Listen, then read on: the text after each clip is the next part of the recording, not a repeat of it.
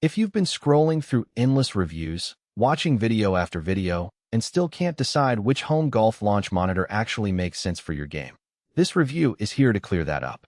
I've spent the last few weeks setting up the Garmin Approach R50 Premium Bundle in a spare room, testing it with a driver, irons, and a wedge, and watching how the data actually feels when you try to use it for real practice. Link is in the description if you want to check the product details on Amazon. First off, the biggest hesitation most people have is whether a launch monitor that fits on a tabletop can really give you the kind of feedback that actually moves your score. The R50 promises 3-camera precision, a 10-inch touchscreen that doubles as a simulator, and swing analysis for every club. That sounds impressive, but the question is how it plays out when you're trying to work on a fade with your 7-iron or just get a quick feel for a driver on a rainy day. I went through that exact scenario. I set it up in a garage that's about 10 feet wide, placed my net a few feet in front, and started hitting. The cameras lock onto the ball in a split second, and the display instantly shows carry, launch angle, spin, and even a visual shot shape overlay. What's useful is that the data isn't just a static number. The touchscreen lets you scroll through a swing timeline, see where the club face was at impact, and even compare that to a previous swing with the same club. For a home setup, that level of instant visual feedback feels more like a coaching session than a simple yardage readout. Now, let's talk about the practical side of daily usability. The R50 is a self-contained unit. You don't need a separate phone or tablet to get the data, which is a big win if you're used to juggling a phone on the range. The 10-inch screen is bright enough to see in daylight, but you'll notice it's a bit reflective if you're practicing next to a window. I found that a simple blackout curtain makes a world of difference, especially when you're trying to run around on the built-in simulator. The simulator itself is surprisingly immersive for a device of this size. It streams a selection of popular courses and lets you play virtually, complete with score tracking against friends worldwide. The global competition angle works best if you have a decent Wi-Fi connection, because lag can creep in during multiplayer sessions. Still, even a solo round feels useful because you can experiment with shot shapes, see how the ball lands, and get a quick sense of how your swing adjustments translate into distance.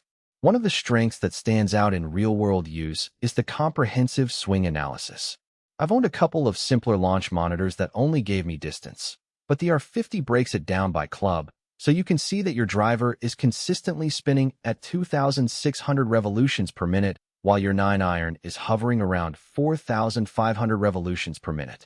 Those numbers alone aren't magic, but when you pair them with the visual club path diagram on the screen, you can actually spot a tendency to come over the top with the driver or a late release with the wedge.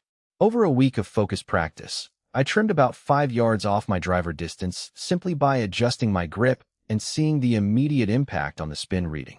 On the flip side, there are hidden trade-offs that become evident after the first few practice sessions. The R50's 3-camera system, while precise for a tabletop device, does have a sweet spot range of about 1,015 feet. If you swing a very long driver and the ball flies past that range, the system starts guessing on spin and launch angle. That means for players who routinely crush 300-yard drives, the data on those shots can be a bit fuzzy.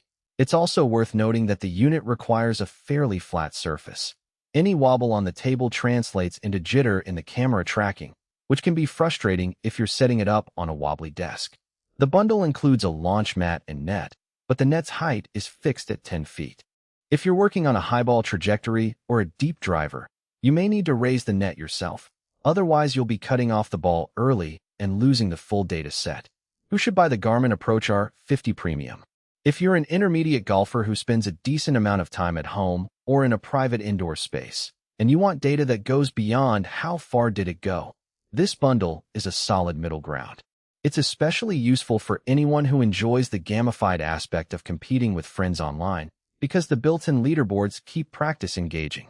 The fact that the system records every club in your bag means you can build a library of swing videos over time, making it easier to spot long-term trends. For golf coaches, the visual swing breakdown can be a handy tool to share with students who can't make it to the range in person. Who should skip?